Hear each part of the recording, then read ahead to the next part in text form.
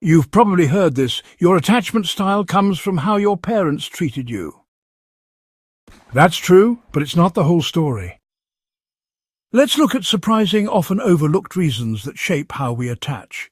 Even before you're born, your brain is already learning.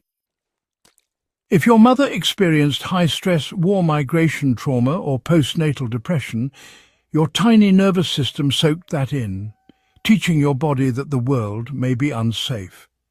This can set the foundation for anxious or disorganized attachment.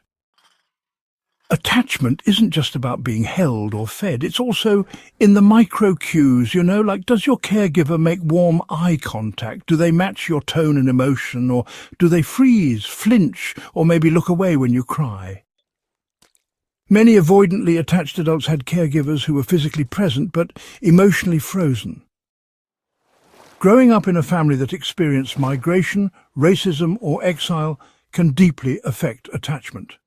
Parents under immigration stress may become emotionally unavailable, not out of neglect, but survival. This can, pass on anxiety or mistrust to the child, even in loving homes. For example, a refugee mother may be just too overwhelmed to emotionally attune, despite deep love. If love was tied to silence, don't ask, don't feel, don't cry, you may sort of learn to dismiss your own needs.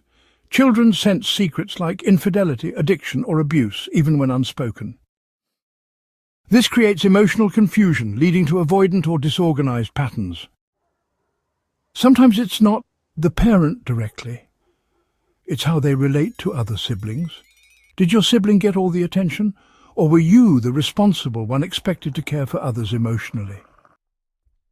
That can make you overfunction in relationships, classic anxious attachment.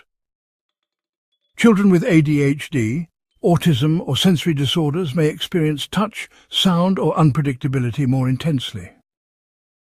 If caregivers don't understand this, the child may feel chronically misunderstood or unsafe, feeding into insecure attachment. Insecure attachment is also socially contagious. If you grew up watching stories where love equals pain, drama, or sacrifice, your brain may actually be wired to seek chaotic love, not calm love. Think about it for a moment. How many romantic movies glamorize chasing, ghosting, or being hard to get? If you were your parents' therapist, best friend, or even their caretaker, well, you were parentified. You learned, that your value is in fixing others, not in being loved for who you are. This can well make you attract emotionally unavailable partners later in life.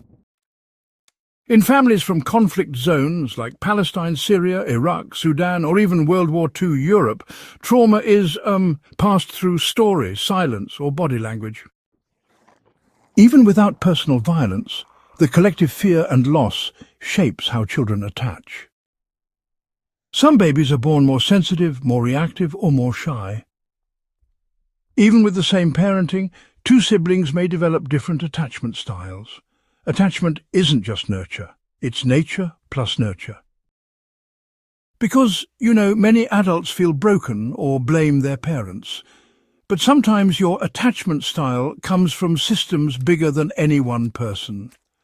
Understanding these lesser-known roots is the first step to healing with compassion.